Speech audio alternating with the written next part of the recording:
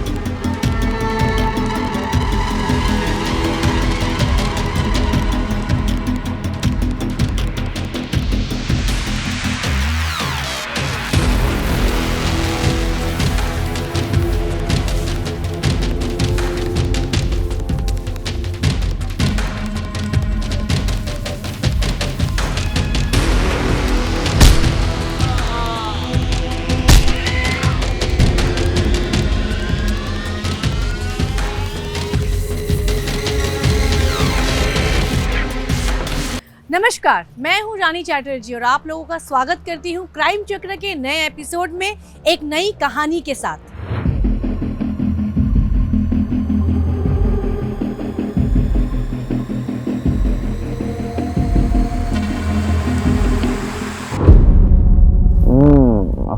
ये खुशबू, इसी खुशबू ने तो मुझे तुम्हारा दीवाना बना रखा है।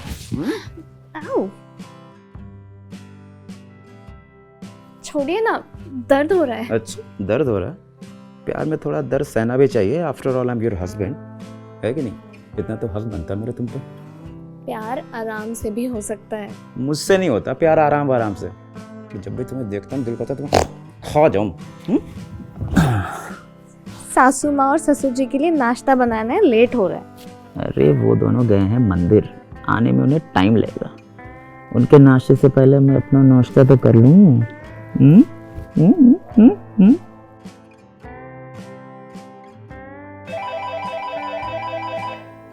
अरे यार,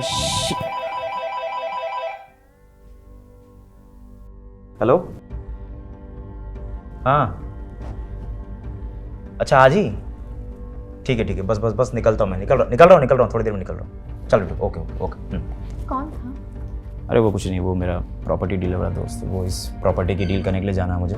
अच्छा सुनो, मैं कल ही वापस आऊँगा और मम्मी पापा को इसके बारे में कुछ मत बताना, ठीक है? पर उन्हें क्यों नहीं बताना है? तुमसे जितना कहा जाए ना तुम उतना ही किया करो, मुझसे ज़्यादा सवाल जवाब करने की ज़रूरत नहीं है।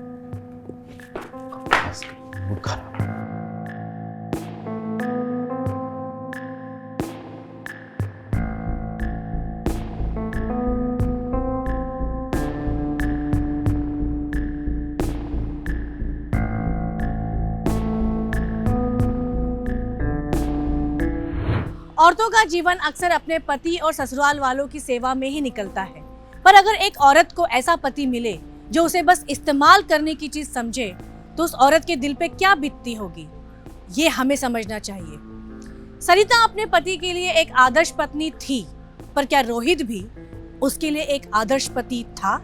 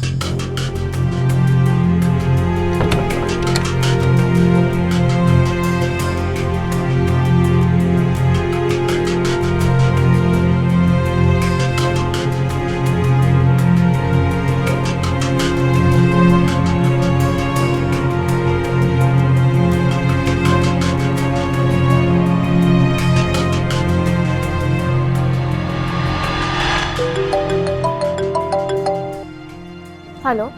हेलो। हाँ, आप पहुँच गए? हाँ, पहुंच गया कब का। मम्मी पापा कहाँ हैं? वो ऊपर अपने रूम में सो गए। मैंने उन्हें दवाई भी खिला दी है और मेरा भी सिर दर्द हो रहा है। मैं भी दवा खा के सोने जा रही हूँ। ठीक है? अच्छा ठीक है, तुम भी सो जाओ। Good night.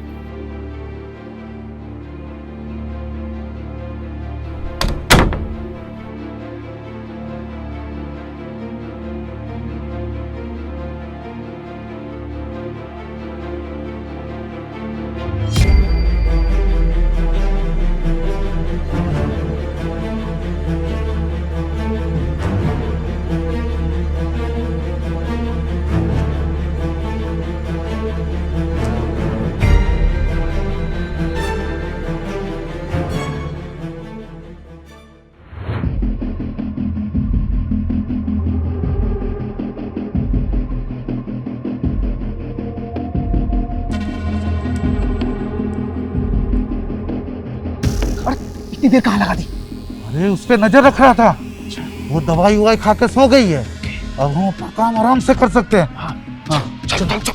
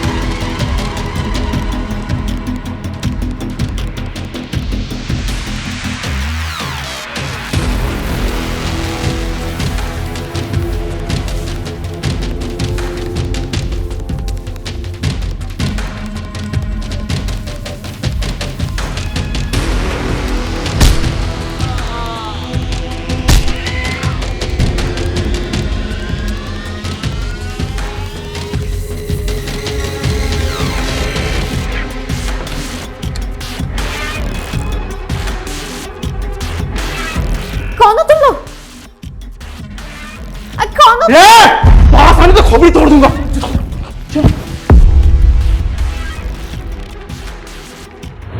कुछ अज्ञात नकाबपोश लोगों ने सरिता के घर में घुस के उसके सास ससुर की हत्या कर दी और कुछ गहने और कैश चोरी कर लिए। आखिर क्या हो गया है हमारे समाज को?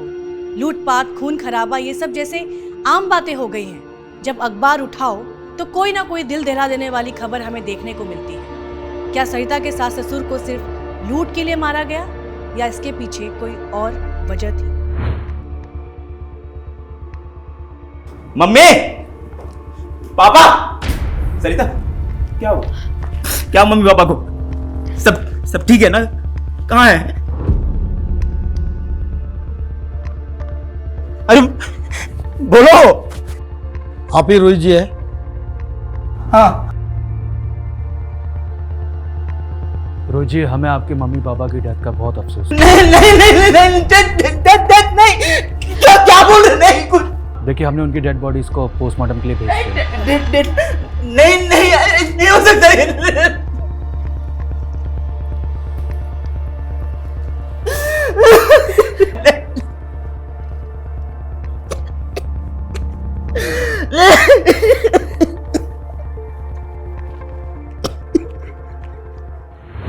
रोहित जी, हमने आपके एरिया की सीसीटीवी फुटेज देखी। फुटेज में हमने दो आदमी को बाइक पर देखा जिन्होंने अपना चेहरा हेलमेट से और कपड़े से ढक कर रखा था। बाइक पे नंबर नहीं था, शायद चोरी की होगी। देखिए, आप फिक्र मत कीजिए, हम बहुत जल्द आपके मम्मी पापा के कातिल का पता लगा लेंगे। उन लोगों को चोरी करनी थी तो चोरी कर दी। मेरे बूढ़े माँ बाप को मारने की क्या जरूरत थी? आखिर क्या बिगाड़ा था उन लोगों का मेरे परिवार ने? मेरा हंसता खेलता परिवार एक दिन में तबाह हो गया। रोहित जी, हम आपकी तकलीफ समझ सकते हैं। वैसे क्या क्या चोरी हुआ था? 5 लाख की ज्वेलरी और 8 लाख कैश। और आप कहाँ थे? मैं बिजनेस के काम से बाहर गया था। तभी ये सब हुआ। रोहित जी, हमें आपके घर के आसपास की सीसीटीवी फुटेज में एक आदमी भी दिखा जो कि आपके घर के ऊपर निगरानी रखे हुए था। वारदात से ठीक थोड़ी देर पहले आपकी किसी से कोई रंजिश या कोई दुश्मनी? नहीं इंस्पेक्टर साहब। ठीक है, आगे की इंक्वायरी के लिए प्लीज़ हमें कोऑपरेट कीजिएगा। Thank you.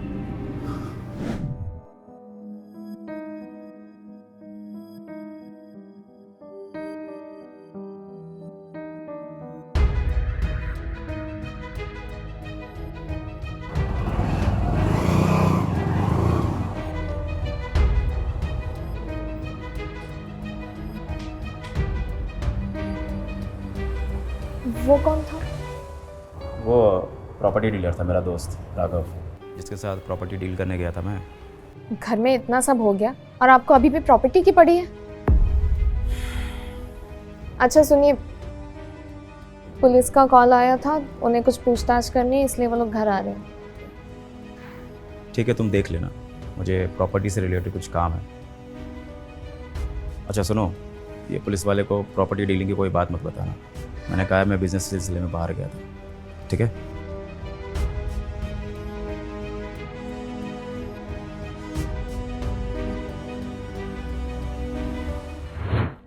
जिसके माता पिता की हत्या हो जाए वो बेटा अभी भी प्रॉपर्टी की डील के लिए लगा हो, ये बात दाल में कुछ काला होने की ओर संकेत देती है। सरिता को रोहित की इस बात से उस पर शक हो रहा था। वहां पुलिस ने बाहरी तौर से जांच जारी रखी पर कुछ हाथ नहीं लगा। क्या इस केस को एक अलग एंगल से देखना गलत है या ये मात्र एक संजोग है? माफ़ कीजिए सरिता जी, ऐसी दुख की घड़ी में आपसे पूछताछ करनी पड़ रही है, पर क्या करें, पुलिस का काम ही ऐसा है।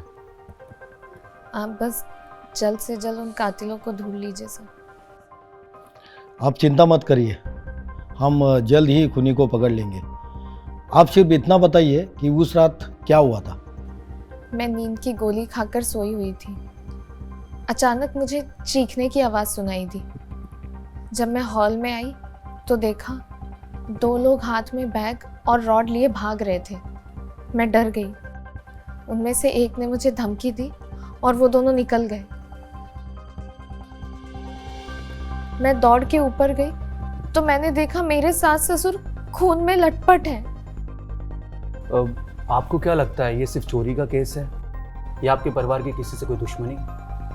क्योंकि हादसा जब हुआ तब आपके पति बिजनेस के सिलसिले में बाहर गए थे। बिजनेस डील नहीं सर। मतलब? मेरे हस्बैंड ने ये बात किसी को बताने से मना की थी और मेरे सास ससुर। सरिता जी, आप संभालिए खुद को।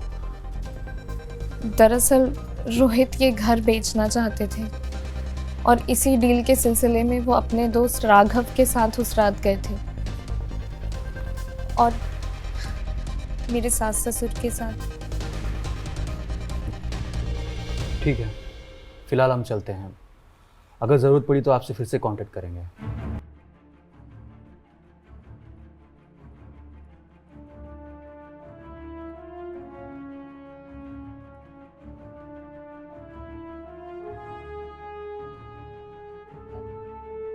पर अब मुझे एक केस कुछ उलझा हुआ लग रहा है। एक काम करो, रोहित की उस रात की लोकेशन डिटेल्स निकलवाओ।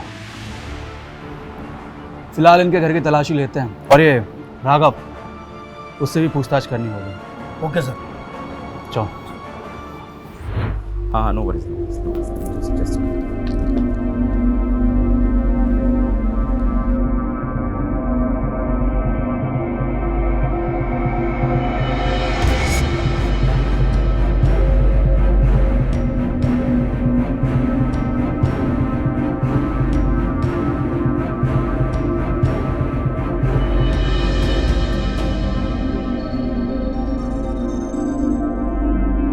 सरिता, तू तिकडे बघ।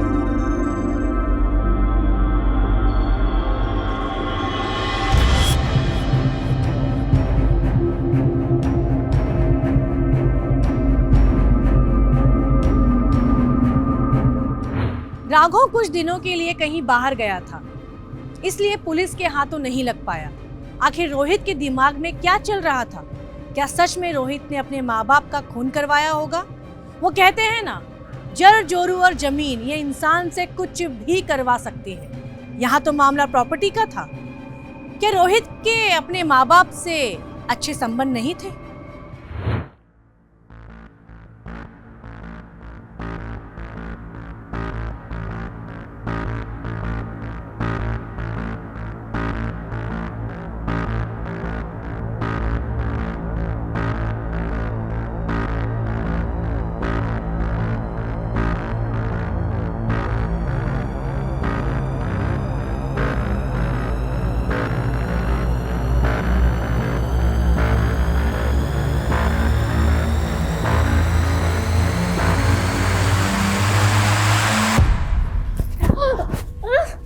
तुम दारू पी के आए हो? छोड़ो मुझे। तूने पुलिस को प्रॉपर्टी वाली बात क्यों बताई? मुझे नहीं करना मैंने। हाँ बताया मैंने।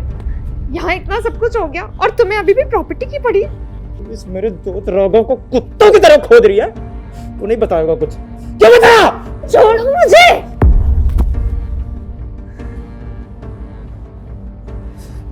मुझे नहीं रहना यहाँ। यहाँ कुछ भी नहीं बचा है। मुझे जाना है यहाँ से। हम जल्द यहाँ से निकल जाएंगे। नहीं रहना मुझे।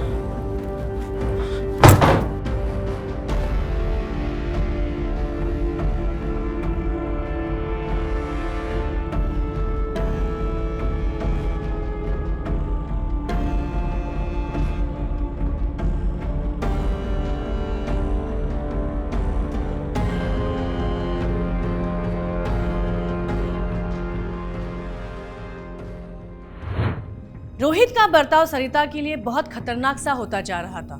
क्या रोहित का बर्ताव उसके माता पिता के लिए भी ऐसा ही था? वहां पुलिस अपनी जांच में लगी हुई थी, पर कुछ हाथ नहीं लग रहा था। क्या सच में ये मामला बस लूटपाट का था और रोहित का इसमें कोई हाथ नहीं था? क्या हम बस दो अलग चलती हुई कहानियों को जोड़ रहे हैं? अगर रोहित ने कुछ नहीं किया था तो राघव गायब क्यों था? रोहित अपने माता पिता से बात करके भी तो प्रॉपर्टी बेच सकता था। सोचने वाली बात है कि कहीं उसके माँ बाप इसके खिलाफ तो नहीं थे। क्या सरिता घर का कोई राज जानती थी जिससे रोहित का बर्ताव उसके लिए ऐसा था, या ये बस रोहित का व्यक्तित्व का हिस्सा था?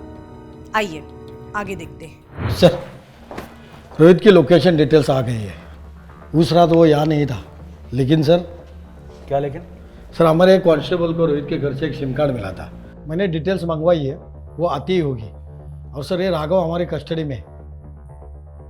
तो देर किस बात की है? आओ उसका स्वागत करते हैं। सर आप मुझे क्यों मार रहे हैं सर? मैंने क्या किया है? मर्डर करके फरार और पूछता मैंने क्या किया है? मर्डर? सर मैं एक साधारण सा प्रॉपर्टी डीलर हूँ। घर जमीन खरीदना, बेचना, लोगों को घर रेंट पर दिलाना, ये मेरा काम है सर। मैं किसी को क्यों मारूंगा सर? रोहित के माँ बाप को क्यों मारा तूने? सर रोहित मेरा बहुत पुराना दोस्त है। उसके हर सुख दुख में मैं उसके साथ हूँ सर। इसलिए मर्डर में तूने उसका साथ दिया? सर जिस वक्त ये सब कुछ हुआ उस वक्त मैं और रोहित शहर से बाहर थे सर। तुम दोनों ने ये काम किसी और से करवाया होगा। सर मैं उसके मम्मी डैडी को क्यों मारूंगा? क्या मिलेगा मुझे? क्योंकि रोहित को उसकी माँ बाप की प्रॉपर्टी और तुझे लूटी हुई ज्वेलरी और कैश, और हो सकता है कि रोहित ने तुझे पैसे भी दिए हों इस काम के लिए। सर मैं निर्दोष हूँ सर। मैं सच कह रहा हूँ, मैं निर्दोष हूँ सर। तो इतने दिन से गायब कहाँ था? सर मैं रोहित के काम से ही बाहर गया था। उसने मुझे कहा था कि उसकी जो प्रॉपर्टी की डील हुई है उसके बायर को जाकर सारे पेपर्स क्लियर करवा के आओ।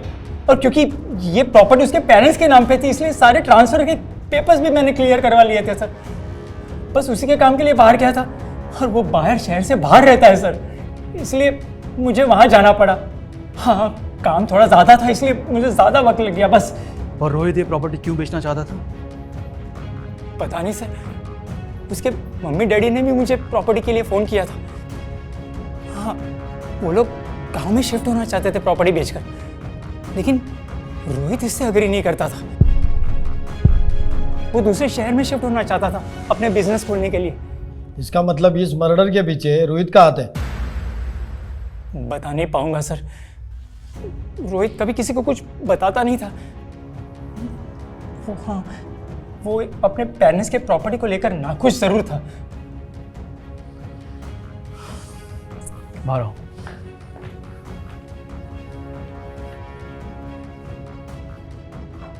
मुझे लगता है कि रोहित ने इस काम को अंजाम दिया है क्योंकि प्रॉपर्टी का एंगल उसकी तरफ इशारा करता है। सर हमें पक्के सबूत की तलाश करनी होगी। हमें जो दूसरा सिम मिला है, देखते हैं उससे कुछ पता चलता है क्या।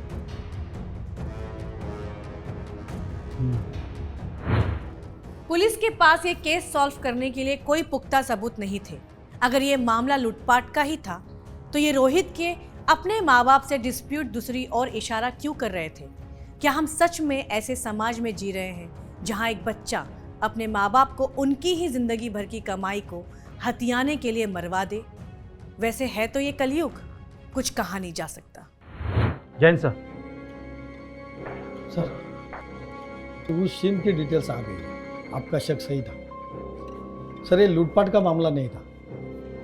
उसको लूटपाट का एंगल दिया गया था। जिस दिन मर्डर हुआ था उस दिन इस नंबर पे 56 बार दूसरे नंबर से कॉल आया था।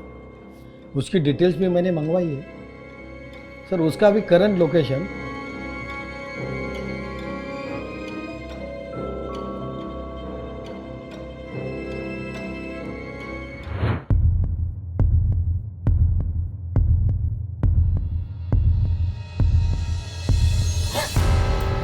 सिद्धार्थ तुम?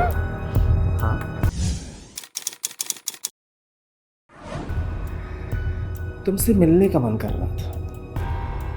तुम्हारा हस्बैंड तो नहीं है ना? नहीं, वो तो गया बाहर, लेकिन उसका कुछ करना पड़ेगा जल्दी। उसका कर देंगे। पहले जो मेरे अंदर आग लगी है उसे तो बुझा लो। सोचा यहाँ आ जाओ, क्योंकि कुछ काम बंद कमरों में ही अच्छे लगते हैं। हाँ, और कुछ अपराधों के लिए बंद सलाखें भी अच्छी लगती हैं। अरेस्ट कर दोनों को।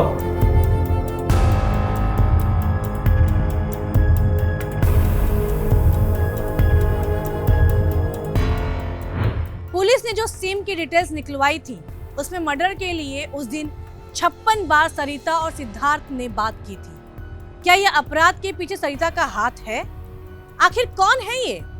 सिद्धार्थ और सरिता के साथ मिलकर इसने क्यों रोहित की माँ और बाप की हत्या करवाई? एक बहू अपने सास ससुर को कैसे मरवा सकती है? ऐसे कई सवाल अपने मन में उमड़ रहे होंगे। आइए हम देखते हैं कि इस अपराध की क्या वजह थी। क्यों मारा अपने सास ससुर को? बोलो।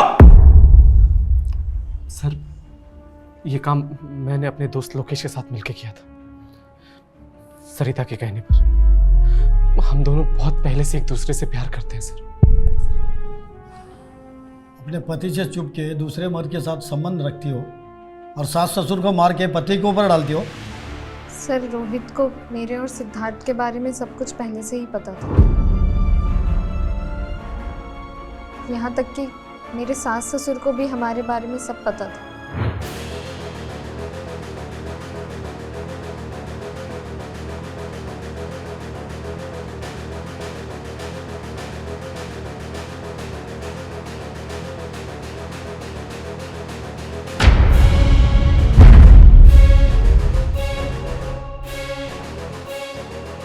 तुझे कितनी बार मना किया मेरी बीवी से दूर रहे?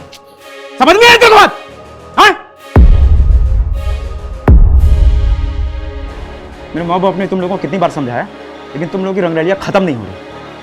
मैं सिर्फ और सिर्फ अपने खानदान की बदनामी की वजह से चुप हूं, वरना तुझे ना जान से मार दूंगा मैं। समझा? समझ में आ रही तेरी बात? चल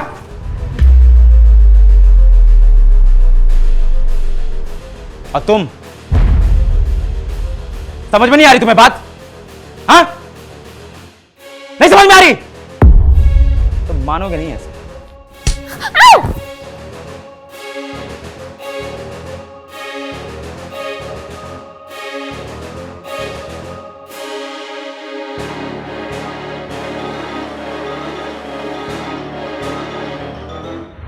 मेरे सास ससुर ने मुझसे मेरा फ़ोन तक छीन लिया था। वो ये घर बेच के गांव जाना चाहते थे और रोहित ये घर बेचकर दूसरे शहर शिफ्ट होना चाहते थे। ये घर बेच के सिद्धार्थ के साथ कहीं दूर जाना चाहती थी।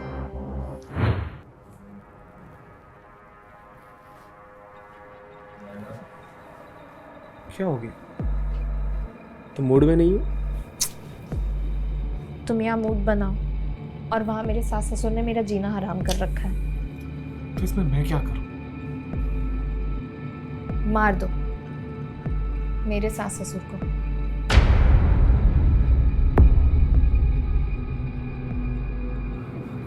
क्या पागल हो गई हो क्या? जेल भिजवाना चाहती हो मुझे?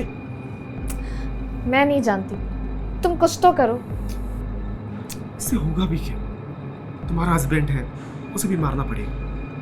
नहीं, तुम उसकी टेंशन मत लो, मैं उसे फंसा के ये घर अपने नाम कर लूँगी और फिर ये घर बेच के हम दोनों चैन की जिंदगी जिएंगे।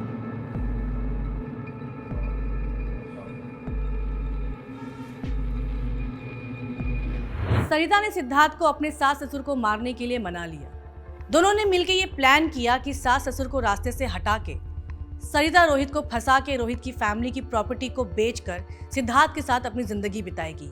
इस प्लान को अंजाम देने के लिए सिद्धार्थ ने सरिता को एक सिम दी और पूरा मामला लूटपाट की तरह दर्शाया, पर सरिता वो सिम छुपाना भूल गई, जिसके चलते पुलिस सिद्धार्थ तक पहुंच गई। कानून को इतना भी कमजोर मत समझिए कि आपका जो मन होगा वो करेंगे और कानून के हाथ से बच निकलेंगे।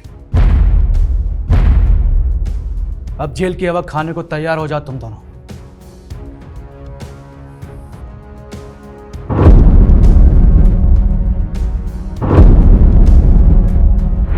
रोहित को जब पता चला कि ये हत्या सरिता ने करवाई है, वो पूरी तरह से टूट गया।